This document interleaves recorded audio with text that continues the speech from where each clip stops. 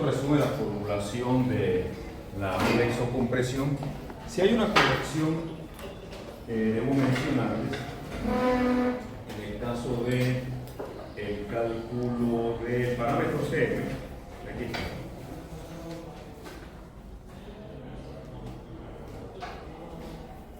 Incluyan en la formulación este 0.4 que está omitido.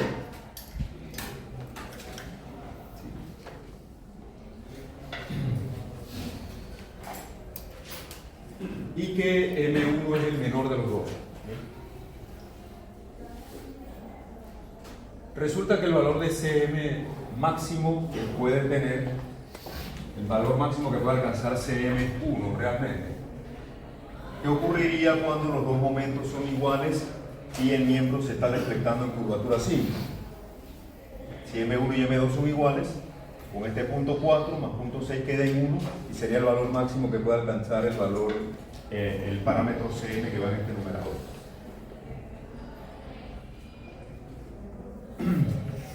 Entonces el valor de CM realmente máximo va a ser 1. En algunos casos conservadoramente podemos tomar el valor de 1 porque es el máximo que puede alcanzar. Y la relación M1 entre M2 tiene signo. Es positiva en curvatura simple, negativa en curvatura doble. En curvatura doble entonces el segundo término sustrae. Es la única corrección que deben tener presente. En el caso de columnas esbeltas, recuerden que nosotros debemos considerar los efectos secundarios. Y estos métodos que están aquí realmente son métodos aproximados.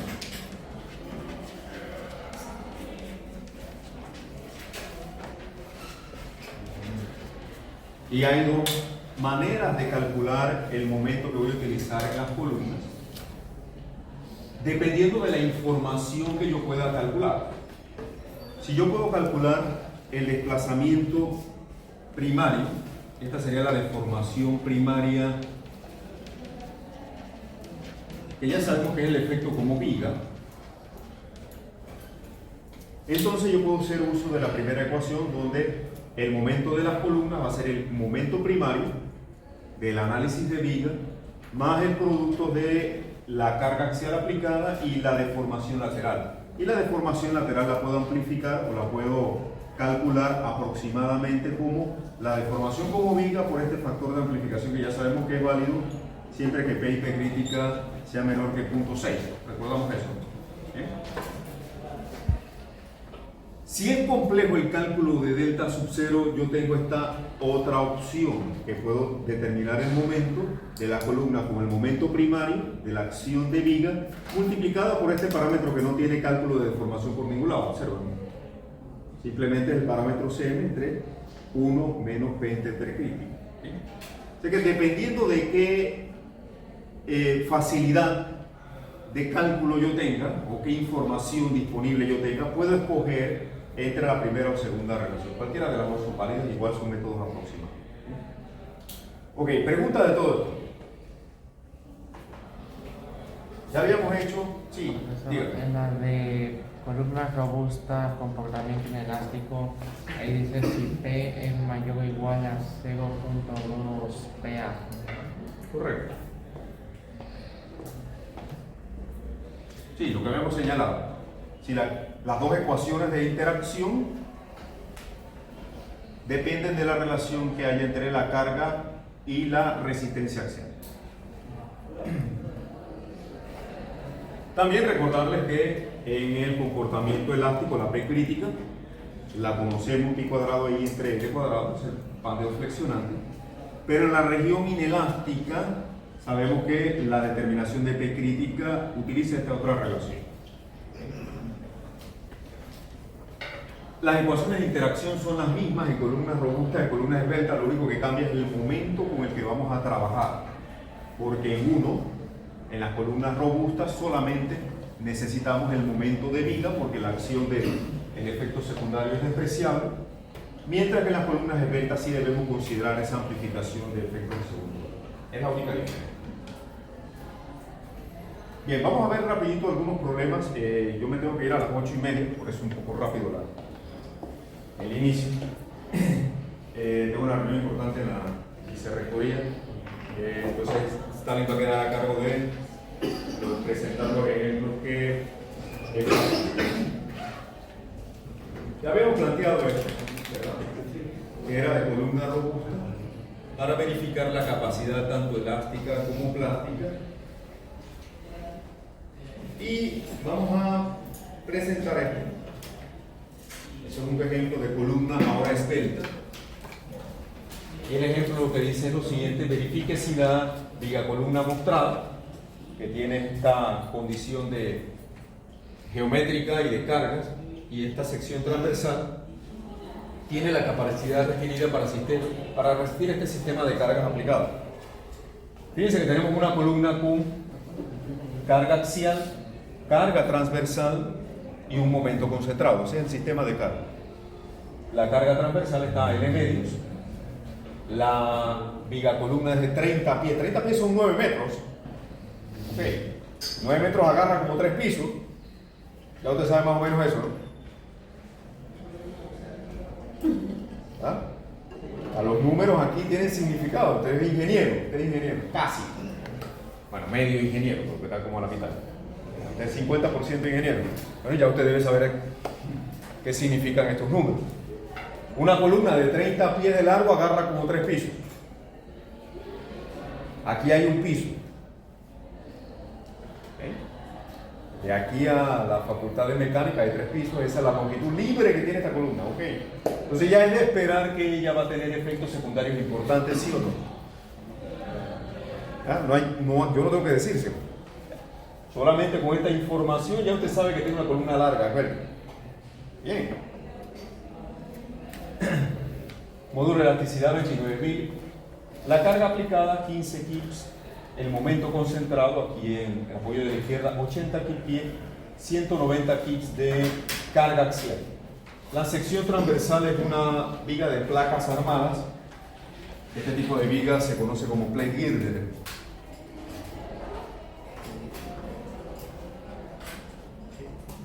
Viga de placas. No es un white flange estándar. Está formado por 3 placas soldadas entre sí. 2 placas de 4 por 1 pulgada y una placa que forma el arma de 1/4 de pulgada por 12 pulgadas. Eso se llama un plate girder. La diferencia de un white flange es una viga estándar que tiene sus propiedades tabuladas en los libros. ¿De acuerdo? Usted puede armar una viga soldando placas entre sí, y esto es muy común, sobre todo en puentes muy largos. Bien. Propiedades del material: resistencia, cedencia 50 KSI, residual 16 KSI.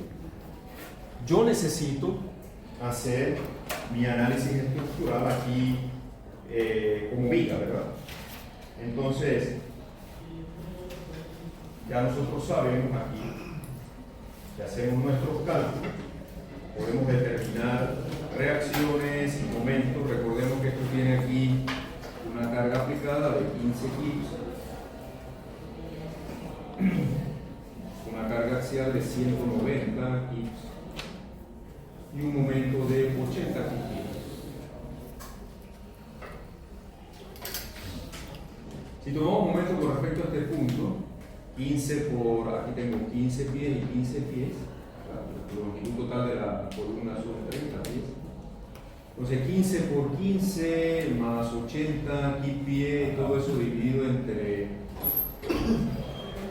30 pies, nos resultaría en esta reacción, ¿verdad? Hacemos ese cálculo rapidito. Yo tengo 15 por 15 más 80 concentrado dividido por todo eso en 30, me resulta en esta reacción de 10.17.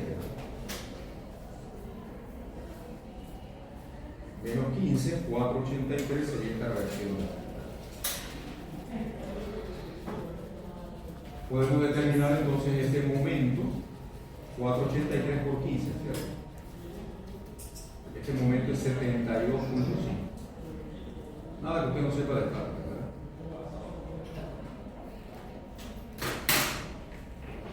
Entonces, con esa información ya directa, nosotros podemos construir nuestro diagrama de momento.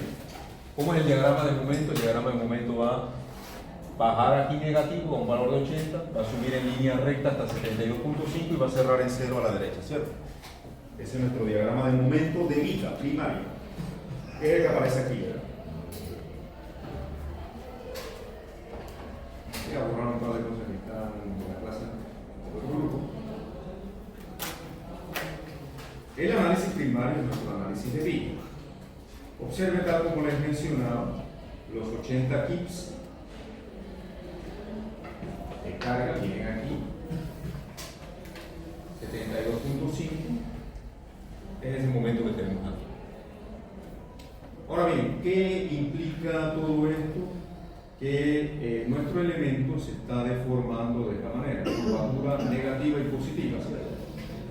Si yo traslado esa deformación acá al miembro, tendría algo como esto. Exagerado.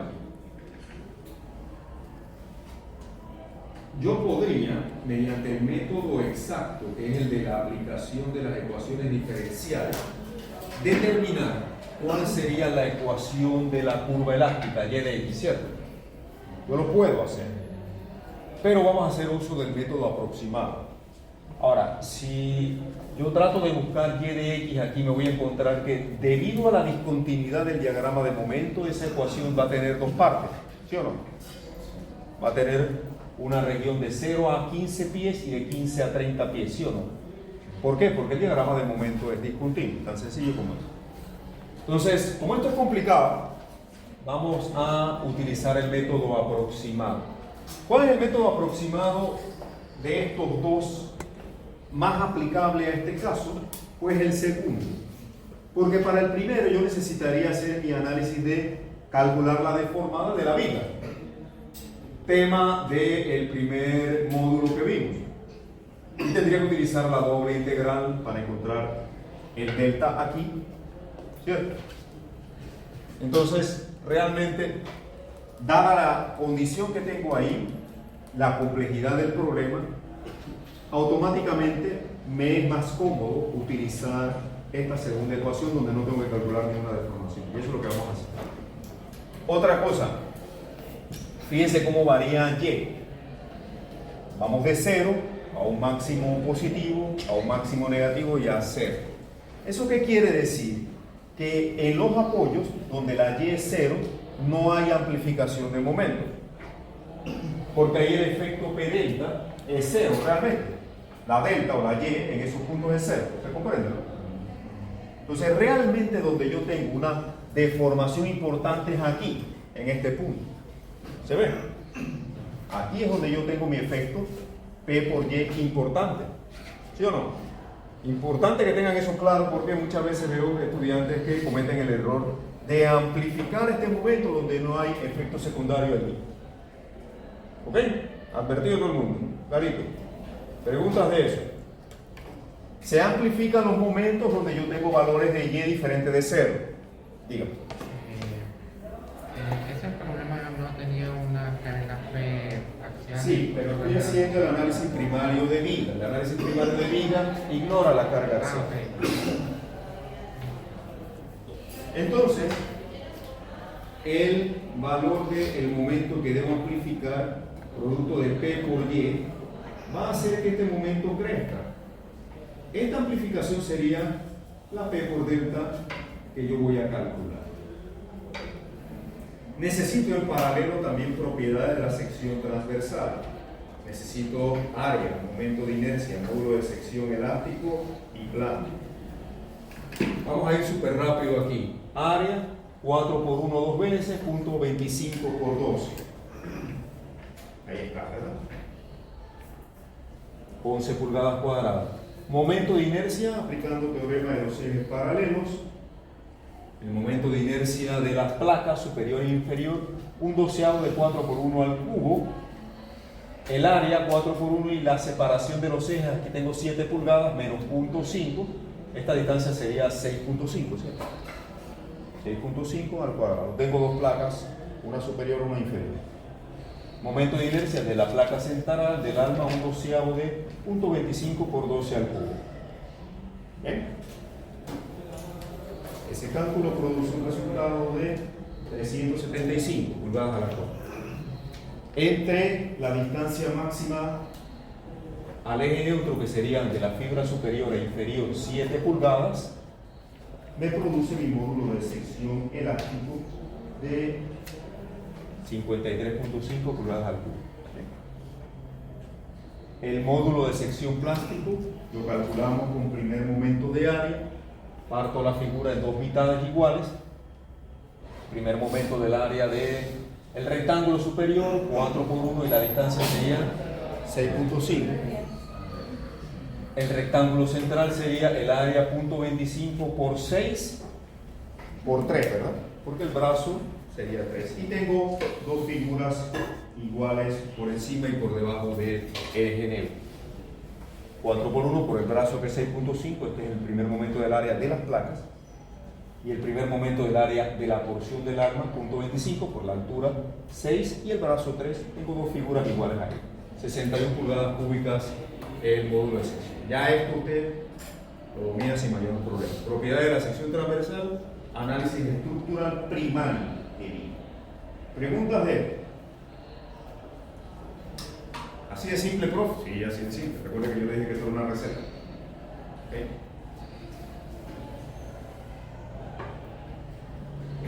Énfasis nuevamente. Los momentos que yo voy a amplificar son aquellos donde están ocurriendo deformaciones. Por eso la deformación del elemento es importante. Entonces, vamos a calcular el parámetro de amplificación, el momento, este que es sombreado en azul aquí, vamos a calcularlo, utilizando entonces esta relación. Como tengo carga transversal aplicada, ahí puedo utilizar la recomendación de todos los códigos que me dice que puedo utilizar el valor de Cn de 1.0 de manera conservadora. Y eso está tabulado aquí en los apuntes. Viga columna con carga intermedia, si está simplemente apoyada, estamos hablando en este caso. ¿Bien? Cuando tenemos viga columna con momentos en los extremos, allí sí debemos utilizar la fórmula de la cual le mencionaba la corrección que hay que hacer. Este no es nuestro caso en este ejemplo, sino viga columna con carga transversal y simplemente apoyada. Conservadoramente el valor que utilizamos directamente es 1, no hay que calcular. Necesito la P crítica, eso sí, esa es una propiedad. Entonces hago un cálculo también de P crítica y está con la fórmula que conocemos, pi cuadrado de I entre L cuadrado, 29.000 KSI, momento de inercia ya lo calculé, la longitud en pulgadas, ¿no? 30 pies en pulgadas por 12 al cuadrado. 827 kips de P crítica. Calculemos entonces el factor de amplificación, Cm entre 1 menos P entre P crítica, la P es de 190, la P crítica ya la calculé, Cm de 1. Fíjense que el factor de amplificación aquí es importantísimo, 1.30. Los efectos secundarios se ven incrementados en un 30% en este caso. ¿Por qué? Porque la columna tiene 30 pies de longitud, 9 metros. Mientras más larga la columna, más grande es ese factor. Entonces, mi momento que voy a amplificar, 72.5, ya expliqué por qué, por 1.298, me resulta en un valor de 94.11 pi. Ese valor de 94.11 supera el momento máximo de 80 primario, ¿sí o no? O sea, en mi análisis yo voy a trabajar con el máximo valor absoluto del momento, porque esa es la condición más crítica para la columna. ¿Se ve? Este no necesito amplificar, fíjense, la Y ahí es 0, pero aquí no. Entonces este momento ahora, a pesar de que es menor, amplificado por los efectos secundarios, supera al primario. Cuidado con eso nada más. Preguntas de eso que es importantísimo, quizás lo más relevante de lo que estoy diciendo. Entonces, con el momento máximo nosotros vamos a hacer nuestro análisis. Primero, debo verificar, recuerden que hay 3 posibilidades de respuesta que pueden tener los elementos de inflexo-compresión. Y lo voy a colocar aquí gráficamente. Si hago mi diagrama de interacción, momento, carga, el comportamiento puede ser elástico, si estamos en una religión limitada por la carga con el límite de proporcionalidad, el momento con el límite de proporcionalidad. Si estamos en esta zona, estamos en una zona elástica, o puedo tener también una respuesta inelástica, en donde aquí llegamos a la carga PA, que sabemos que es sigma Y por el área, esto es sigma PL por el área, este es sigma PL por el módulo de sección, y este es el momento plástico, sigma Y por el módulo de sección plástica. Las ecuaciones son las mismas que están allá. Entonces, nosotros podemos tener una respuesta que puede estar en esta región. Esta es una primera posibilidad. Ahí estaríamos en la zona de respuesta elástica. Podríamos tener una respuesta que esté en esta región, en una segunda región de respuesta inelástica. O nuestra respuesta podría estar acá afuera, para lo cual la columna en esta posición, la columna no tiene capacidad suficiente. Capacidad insuficiente. Si estuviéramos analizando la columna de un edificio que se va a remodelar, se le va a ampliar la carga, se va a aumentar el número de niveles, qué sé yo, y resulta en esto, lo que necesitamos hacer es crecer esta gráfica mediante el incremento de la capacidad, que son todos estos denominadores. Y eso se incrementa aumentando área, módulo de sección. Es decir, haciendo crecer la columna o reforzándola, en este caso con placas soldadas. Pero veamos, vamos a iniciar primero con la zona elástica para verificar si nuestra ecuación de interacción resulta en la zona elástica menor que 1, estamos aquí. Se me ocurrió una duda respecto a lo de que el momento de 80 kPa no se amplifica. Si ese apoyo fuera un resorte, en ese caso sí se amplificaría si se da una... ¿Un resorte de qué tipo? Porque yo puedo tener un resorte así. No, un resorte... Puedo tener cualquier ejemplo. Sí, esa. Esa que te gusta. Okay. Entonces ahí Y es diferente de 0, ¿verdad? ¿Cierto? Sí. Entonces amplifica. Sí. Ah, ahí está la respuesta. Ok.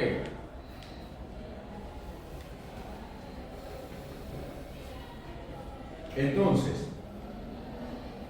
vamos a iniciar suponiendo primero que estamos en esa zona. Si la ecuación de interacción resulta menor que 1, el problema termina aquí, porque habremos encontrado que el comportamiento de la columna tiene suficiente capacidad y su respuesta es elástica. Si resulta que es mayor que 1, tengo que ensayar entonces con las siguientes ecuaciones. Si ahí resulta que es menor que 1, se detiene el análisis porque habremos encontrado que la columna tiene suficiente capacidad y estamos en zona inelástica. Si resulta que es mayor que 1 en esta zona, entonces la respuesta es que la columna no tiene capacidad insuficiente y habría que reforzar. Entonces empecemos en este mismo orden. Vamos a suponer primero un comportamiento elástico que vamos a verificar.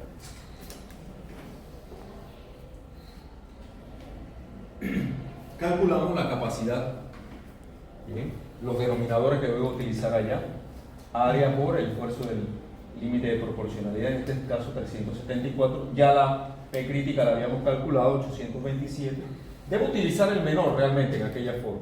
El menor entre estos dos, 374, y el momento del límite de proporcionalidad, en este caso 151. Con estas resistencias vamos al denominador de la ecuación de interacción en la primera celda. Aquí está. La ecuación de la primera celda, estamos suponiendo comportamiento inelástico, carga axial de 190, PA ya lo calculé, 374. El momento máximo amplificado, aquí está, ¿no? 94.11.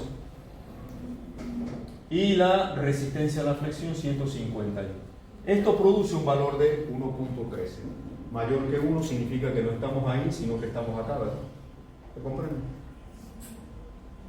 Ahora, apenas estamos excedidos en un 13%. Eso me da a mí indicios de que lo más probable es que la columna tenga suficiente capacidad en la región inelástica. ¿Ok? Si aquí hubiera resultado 1.8, 2.3, bastante lejos, ¿no? Lo más probable es que esté por acá afuera. Pero tengo que seguir haciendo el análisis. Aquí estoy excedido apenas un 13%, o sea que lo más probable es que en esta segunda región 1. Primera resultado del análisis, su comportamiento no es elástico, porque la relación de interacción está resultando mayor que 1. Si hubiera resultado menor que 1, el problema se detiene. Aquí la respuesta sería: la columna tiene suficiente capacidad y resiste la carga de manera elástica. ¿Ok? Siguiente porción del análisis, vamos a la segunda celda del primer renglón. Para ello yo necesito calcular mi P crítica. Ahora estamos en esta zona, comportamiento inelástico, ahí la P crítica es la inelástica. ¿Okay? Trabajo con mi relación correspondiente, calculo CC, KL entre R, la razón de Smeltez y el esfuerzo crítico. Esto aquí es el esfuerzo crítico. Por el área me da la carga crítica. Aquí el esfuerzo crítico, 42.78, reemplazando sigma y que es 50, el residual 16, estos son datos del problema, KL entre R lo acabo de calcular, 61.64, C sub C, aquí está calculado, pi cuadrado por 29.000 entre el límite de proporcionalidad que es 34, 91, 42.78 el esfuerzo crítico, por el área ya calculada, me produce la carga crítica inelástica, 470.56. El módulo de sección lo había calculado por el esfuerzo de excedencia, me da el momento plástico aquí, sigma y por z, 254.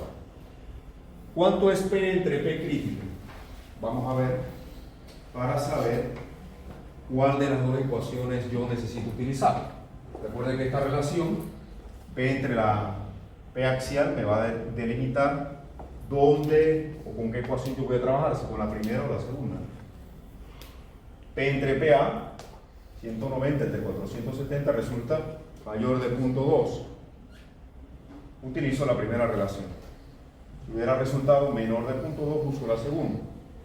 ¿Bien? Sigo los pasos. Aquí ya resulta nada más en reemplazar la carga axial, la carga resistente axial, el momento amplificado, nuevamente observen. El 8/9 es parte de la fórmula y el momento plástico 254.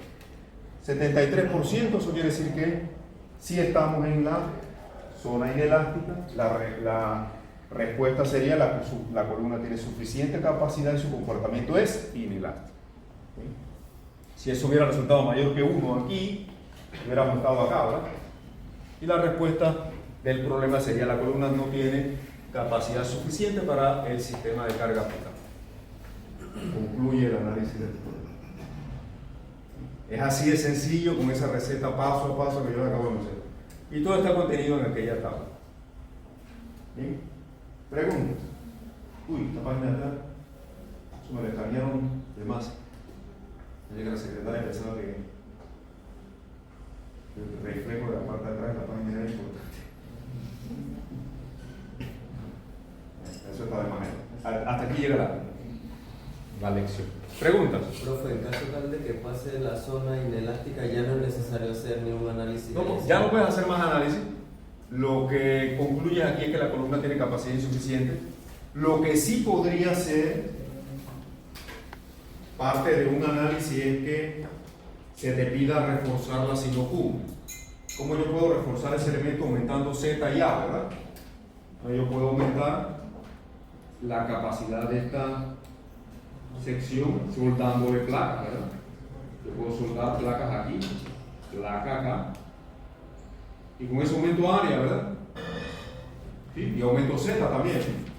Y si aumento área y aumento Z, esta gráfica crece y quizás yo puedo absorber aquella carga, ¿no? Bien. Otra forma que puedo utilizar para reforzar esa, que se utiliza también, es cerrar la sección con placas, ¿no? Yo puedo También soldar placas aquí. O soldar una placa aquí. Soldar una placa aquí. ¿Verdad? Y aumento la capacidad. La convierto en un tubo, ¿no? Pongo placas aquí. Y aumenta Z y aumenta A, ¿verdad? Y mi gráfica crece. A ver. Si fuera el caso de que se necesite reforzar la sección para hacerla cumplir, que es un problema de diseño que resultaría interesante, ¿no? Profesor, Sí. de esos dos casos, ¿cuál por lo general resulta más eficiente en cuanto a material?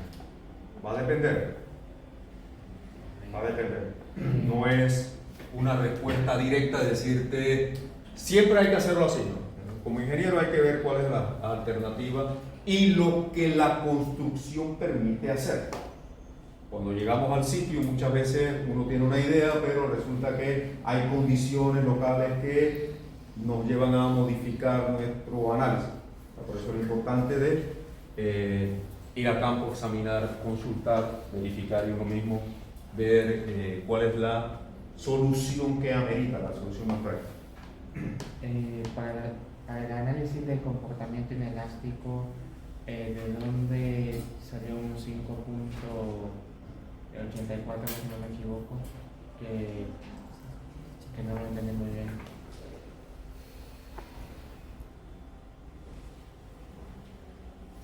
Radio de giro, propiedad de la sección, para la determinación de la razón de vertex. Radio de giro es la relación entre momento, inercia y era. Ok, disculpe que haya ido un poco rápido, pero es que me tengo que ir. Ya estoy sobre la hora, no estoy pasado. Le voy a pedir a Stalin que les presente un par de problemas adicionales que tenemos de la aplicación de esto, es utilizar estas mismas relaciones nuevamente, pero con otros ejemplos. Es que yo sí me tengo que retirar, disculpen, lo veo en buenas manos.